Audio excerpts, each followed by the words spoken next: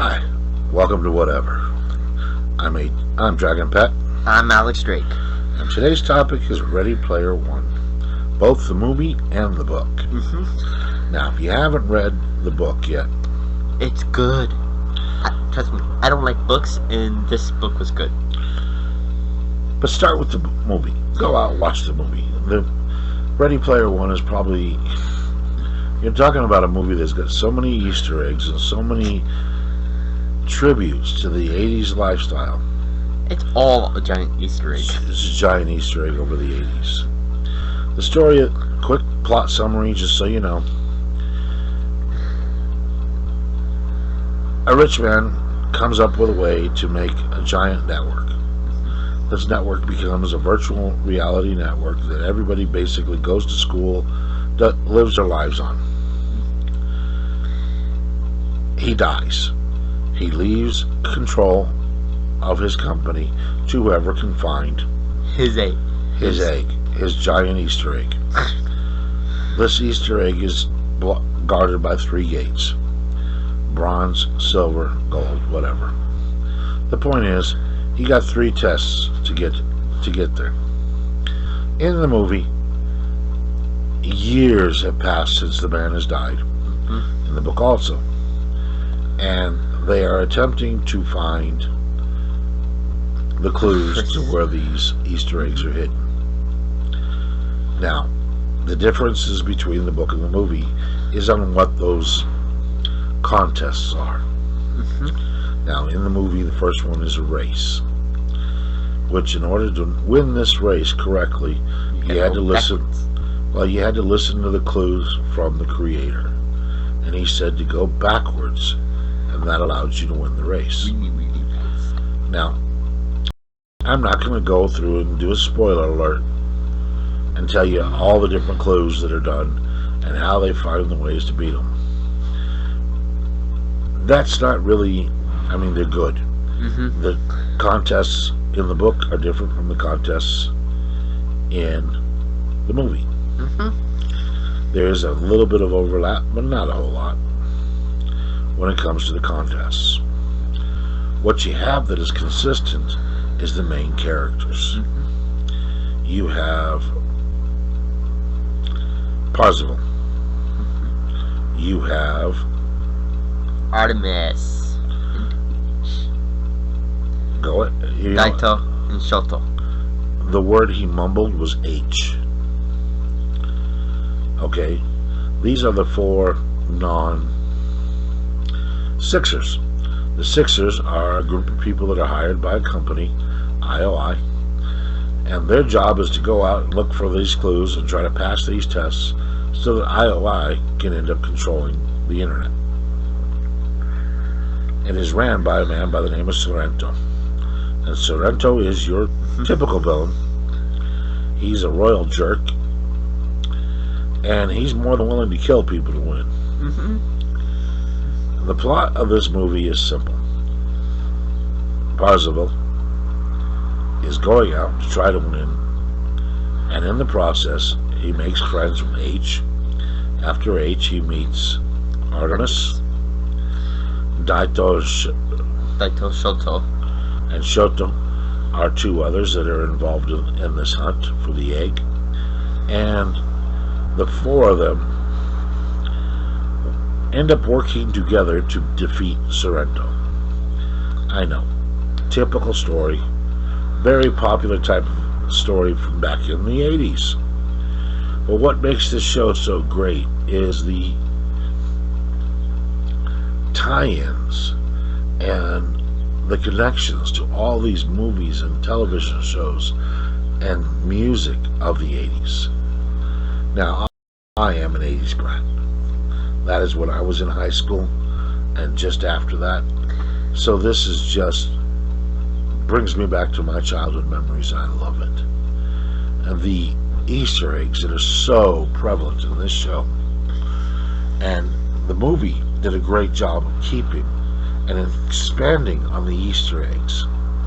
There's a scene in the very beginning of the movie where Parzival goes out to his van, which is where he plays from, and in that van in the movie, I mean, you've got so many Easter eggs, so many things that are basically from the 80s. You have trading cards, you have pictures, you have a lunchbox. I mean, there are whole shows on YouTube dedicated simply to looking at all the Easter eggs in this show. In the race scene, I mean, come on, you got the Batmobile, you got the DeLorean from Back to the Future, you've got basically every major vehicle from any show back in the 80s was present. And video games. Video game vehicles also. In the final climactic battle, I mean, it's a who's who of video games, of allusions to certain movies, to TV shows. I mean, I love the Chuck bomb. Yeah. They throw a little ball that becomes Chucky from the Chucky movies, and it goes through and decimates. They use the giant robots, and you got Mechagodzilla, you've got Ultron, you've got all these great, wonderful television show. Yeah, you get the robots. Yeah. You've got, I mean, this show is so filled with Easter eggs that it's just amazing. And the storyline and the way they develop the characters and the plots, it's great. Now the book was even better. Yeah. Now I know a lot of people sit there and say books are always better, and generally they are, because you can go through a lot more detail than you can in a movie. Movies are generally have to worry about costs. A book, it's just another page. The connections between the book and the movie, they're fantastic. The characters, great. Things that are different, well, let's face it, a lot of times they pulled things out of the movie and didn't put them in there because it would be too expensive to do. I mean, what's his name's house? Rivendell. Ogden Morrow's home. Ogden Morrow's home. In the book, which you don't even see it in the movie. No. Ogden Morrow didn't show up in the movie in that area. Ogden Morrow is one of the characters in both the movie and the book. Og, or the Great Og, was the partner of the man who invented the Oasis, the video game. James Halliday. Now, Ogden Morrow ended up no longer being part of the Oasis because he was bought out. The storyline in there, I'm not going to go any further into it because I don't want to ruin it for you.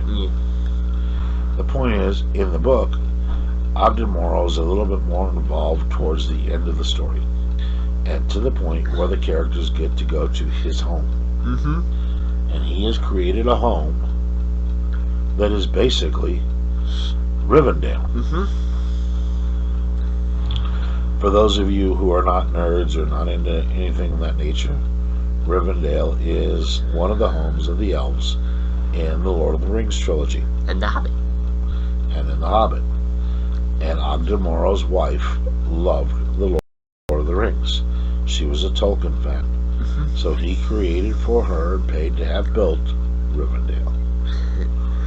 And it was, from what the description of it, I mean, it's amazing.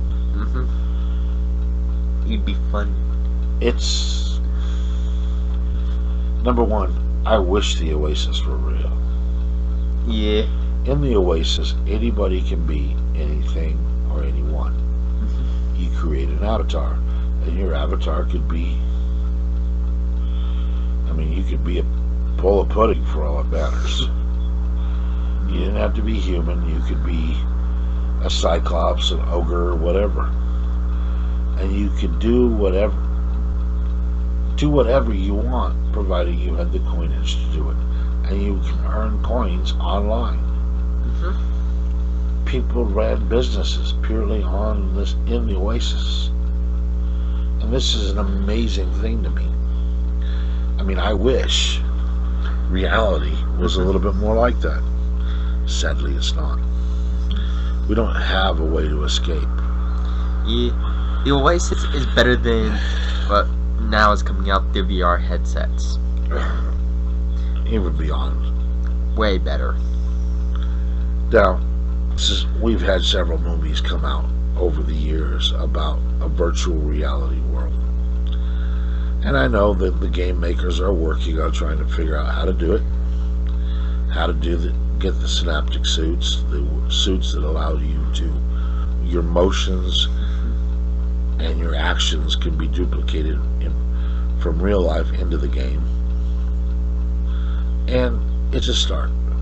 But when they finally get it to where everything you do physically can be repeated in the game, that what you see and what you hear can be taken from the game and directly put so that this is what you see and hear, that you can basically interact in a totally virtual world, man, that is going to be amazing. But as this show tells you, it's, the Oasis is wonderful, but reality is still the best, only place to get a decent meal. The point being, folks, that no matter how wonderful the virtual reality is what matters. It's what's real. If you haven't seen the movie, go see it. Go buy the DVD, rent the DVD, download the DVD, do what you need to do.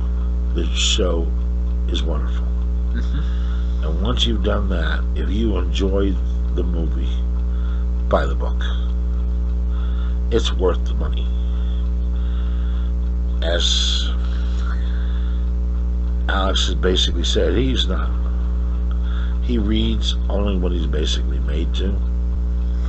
Like many of you out there, he doesn't like to read.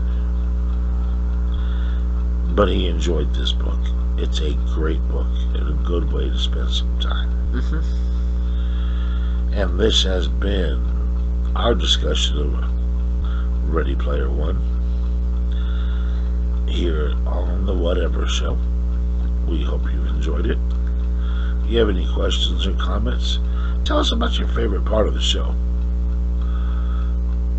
Leave them down below in the comment section. And once you do, we'll get together. Maybe if there are enough comments, we'll do a show purely about the comments. Point is, we talk about whatever, and this whatever was Ready Player One. Thank you.